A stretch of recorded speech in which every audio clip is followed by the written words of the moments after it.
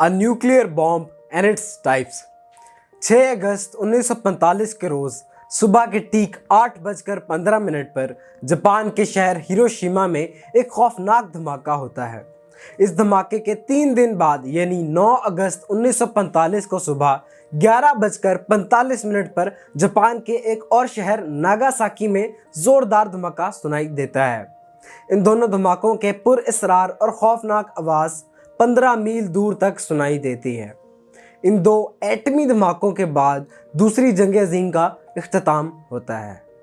पूरी इंसानी तारीख में दुनिया के मुल्कों के माबैन होने वाली जंगों में इस तरह के हमले कभी नहीं हुए थे।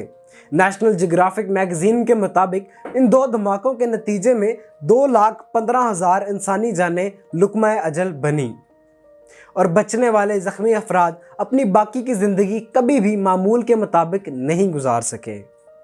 जापान पर यह हमले करने वाले मुल्क अमेरिका ने अपने दोस्त और दुश्मन ममालिक से ताकतवर एटमी कुव्वत का खिताब लेकर पूरी दुनिया पर अपना रोब और धाक बिठा ली। एटम बम कैसे बनता है? एटम बम एक ज़बरदस्त धमाका खेज ताकत वाला हथियार होता है जो प्लूटोनियम या यूरेनियम से भारी अंसर में मरकज़ यानी कि न्यूक्लियस के फटने से खारिज होने वाली एनर्जी के नतीजे में होता है। एटम का मरकज़ जिसे न्यूक्लियस कहते हैं प्रोटॉन और न्यूट्रॉन पर मुश्तमिल होता है।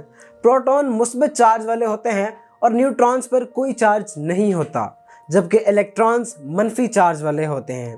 प्रोटॉन से इलेक्ट्रॉन का तनासिब हमेशा 1 से 1 का होता है, इसलिए एटम का गैर जानिबदार चार्ज होता है। मिसाल के तौर पर एक कार्बन एटम में 6 प्रोटॉन और 6 इलेक्ट्रॉन्स होते हैं।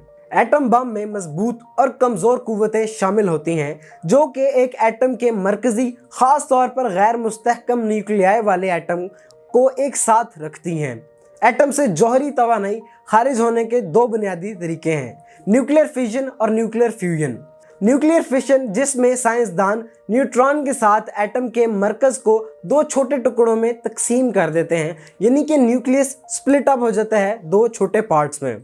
न्यूक्लियर फ्यूजन ये दूसरा तरीका है। ये वो अमल है जिसके ज़रिए सूरज तवानाई पैदा करता है। इसमें 2 छोटे एटमों को मिलाकर इकट्ठा करके एक बड़ा बनाया जाता है। फिशन और फ्यूजन के अमल के नतीजे में ज़बरदस्त तवानाई यानी कि एक धमाका होता है और ताबकारी यानी कि रेडिएशंस जारी होती हैं।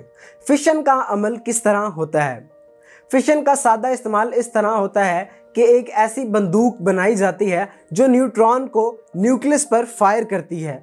वाज़ा रहे कि हिरोशिमा पर गिराए जाने वाले बम में ये टेक्नोलॉजी यानी कि न्यूक्लियर फिशन इस्तेमाल की गई थी।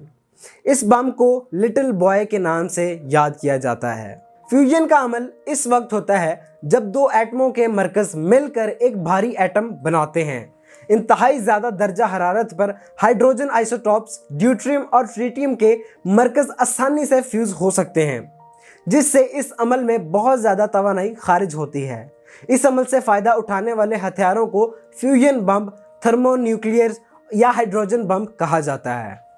ताहम साइंसदानों की नज़र में फ्यूजन इस तरह कारगर साबित नहीं होता जिस तरह न्यूक्लियर फिशन साबित होता है। दुनिया में जौहरी हथियार रखने वाले ममालिक रूस के पास 6,255 जौहरी वारहेड हैं। रियासत मुत्तहिदा अमेरिका 5,550 वारहेड्स, चीन 350 वारहेड्स, फ्रांस 290, बरतानिया 225, पाकिस्तान 165, भारत 156, इजराइल 90 और शुमाली कोरिया के पास कोई न्यूक्लियर वारहेड नहीं है, लेकिन 50 से 40 न्यूक्लियर वारहेड्स बनाने का मवाद मौजूद है।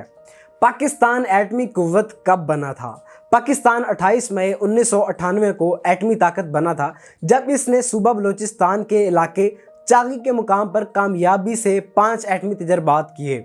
ये सिर्फ 2 हफ्ते कबल भारत के 5 जौहरी धमाकों के बराह रास्त रद्द-ए-अमल में किया गया था। भारत ने 18 मई 1974 की सुबह भारत के शहर पोखरान के करीब राजस्थान के रेगिस्तान में पहला एटमी धमाका किया। ये वाक़या पूरी दुनिया के लिए हैरानकुन था। हिंदुस्तानी वज़ीर आज़म इंदिरा गांधी ने 7 सितंबर 1972 को इस काम की इजाज़त दी थी। भारत के इस एटमी तजर्बे पर बैनुल-अक़वामी रद्द-ए-अमल मनफी था और कनाडा ने तकरीबन तमाम जौहरी इमदाद बंद कर दी थी। अमेरिका ने भी इस तरह के ताउन को महदूद कर दिया था और भारत को इस वक्त मजीद एटमी तजर्बात ना करने के लिए कामयाबी से कायल किया था। इस तरह की मजीद इंटरेस्टिंग और फैक्ट बेस्ड वीडियोस के लिए हमारे चैनल को सब्सक्राइब करें, वीडियो को लाइक करें। शुक्रिया।